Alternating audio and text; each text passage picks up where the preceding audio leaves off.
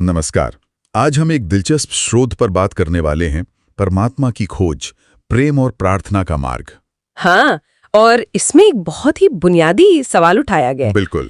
कि भाई विज्ञान ने इतनी तरक्की कर ली, चांद पर पहुंच गए और भी बहुत कुछ, सही बात है। पर ये आत्मा वात्मा जैसी जो चीजें हैं, इनको क्यों नहीं समझ पाया विज्ञान? यही सवाल है। तो आज हम इसी शोध के नजरिए को थोड़ा गहराई से देखेंगे। हाँ, कि जानने के अलग अलग रास्ते क्या हो सकते हैं और क्यों एक ही तरीका हर जगह काम नहीं करता शायद। बिल्कुल। तो शुरुआत में ही ये शोध जो है ना, वो विज्ञान के काम करने के तरीके पर एक क्या कहते हैं, थोड़ा कड़ा बयान देता है। हाँ, उसे थोड़ा हिंसात्मक या तोड़फोड़ वाला कहता है। हाँ, हिंसात्मक सुनने में अजीब लगता है ना कि विज्ञान और हिंसा। हाँ, लेकिन उनका मतलब शायद कुछ और है। चलिए इसी को समझते हैं कि असल में कहने का मतलब क्या है। एग्जैक्टली। शोध में ना एक फूल का बड़ा अच्छा उदाहरण दिया है। हाँ, वो सुंदरता वाला। हाँ, सोचिए, कोई वैज्ञानिक है, उसे फूल की सुंदरता समझनी है। ठीक है, तो वो क्या करेगा? मतलब वो फूल को तोड़ेगा, है ना? हाँ, विश्लेषण के लिए पंखुड़ियां अलग करेगा, माइक्रोस्कोप में देखेगा। बिल्कुल, केमिकल्स जांचेगा। तो उसे मिलेंगे क्या? पानी, मिनरल्स और भी रासायनिक तत्व। हाँ, वो सब मिल जाएगा जो पदार्थ है। लेकिन क्या उसे वो सुंदरता मिलेगी, वो एहसास जिसके लिए उसने ये सब शुरू किया था? स्रोत यही कहता है कि नहीं मिलेगी। वो चीज, वो सुंदरता, वो तो उस तोड़ने फोड़ने की प्रक्रिया में ही कहीं खो गई। बिल्कुल। मतलब ये कि किसी चीज को सिर्फ टुकड़ों में बांटकर आप उसका पूरा सच, उसका सार नहीं जान सकते। हाँ, कभी कभी तो ऐसा करने से वो असली चीज ही खत्म हो जाती है। ये उदाहरण बहुत जरूरी है क्योंकि ये सीधे तरीके की बात करता है। स्रोत ये नहीं कह रहा कि विज्ञान बेकार है। नहीं नहीं, बिल्कुल नहीं। वो कह रहा है कि विज्ञान का जो तरीका है विश्लेषण का, चीजों को खोल कर देखने का, उसकी अपनी सीमाएं हैं। अच्छा।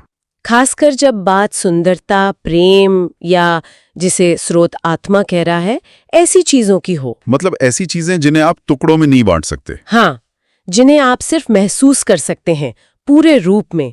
तो विज्ञान का ये तरीका शायद वहां काम न करे। तो मतलब जैसा तरीका वैसा नतीजा। एक तरह से यही बात है। विज्ञान पदार्थ ढूंढता है क्योंकि उसका तरीका पदार्थ खोजने के लिए ही बनाए।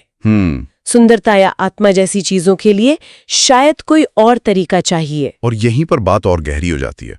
स्रोत ये नहीं कह रहा कि आत्मा है ही नहीं, इसलिए विज्ञान को नहीं मिलती। नहीं, बिल्कुल नहीं। वो कह रहा है कि विज्ञान को आत्मा इसलिए नहीं मिलती क्योंकि उसका तरीका, वो जिसे आक्रमण कह रहा है, हाँ, एक तरह का जोर लगाना, वो तरीका आत्मा जैसी चीज को पाने के लिए ठीक नहीं है। बिल्कुल जैसे आप किसी से जबरदस्ती प्यार नहीं करवा सकते। सही बात है। वैसी शायद आत्मा को भी विश्लेषण से, डाइसेक्शन से पाया नहीं जा सकता। ये तो सोचने वाली बात है कि क्या हमारा तरीका ही हमारी खोज को सीमित कर देता है? हाँ, यही सवाल है। और फिर स्रोत एक दूसरा रास्ता बताता है। अच्छा, कौन सा? विज्ञान के आक्रामक तरीके के बिल्कुल उलट।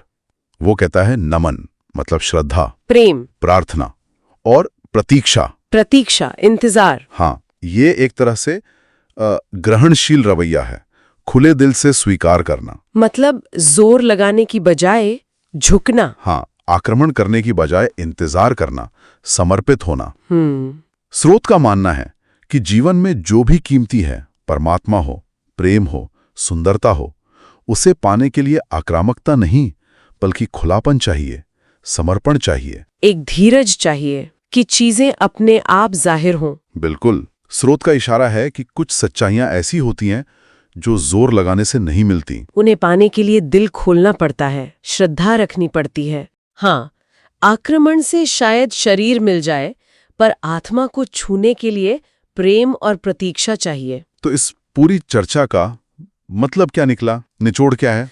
लगता है स्रोत दो बिल्कुल अलग रास्ते दिखा रहा है। हाँ, दो अलग दुनियाओं को जानने के दो अलग तरीके। एक है विज्ञान का रास्ता, विश्लेषण का, डाइसेक्शन का, चीजों को खोल कर देखने का, जो भौतिक दुनिया समझने के लिए बहुत बढ़िया है। बिल्कुल। और दूसरा रास्ता है श्रद्धा का, प्रेम का, इंतजार का, जिसे स्रोत आत्मा या परमात्मा जैसी गहरी अभौतिक सच्चाइयों को जानने का तरीका बता रहा है। तो संक्षेप में संदेश ये है कि हर ताले की एक ही चाबी नहीं होती। सही बात है। अलग दरवाजों के लिए अलग चाबियां, अलग सच्चाइयों के लिए अलग नजरिए। और ये हमें एक बहुत महत्वपूर्ण सवाल पर लाकर छोड़ देता है, सोचने के लिए। हाँ, क्या क्या क्या हमारी जिंदगी में या ज्ञान के दूसरे क्षेत्रों में भी ऐसा होता है मतलब कि हम अनजाने में सिर्फ एक ही तरीका अपना रहे हैं, शायद विज्ञान वाला तरीका, और इस वजह से बहुत कुछ जानने या महसूस करने से चूक रहे हैं। हाँ, क्या ज्ञान पाने के और भी रास्ते हो सकते हैं?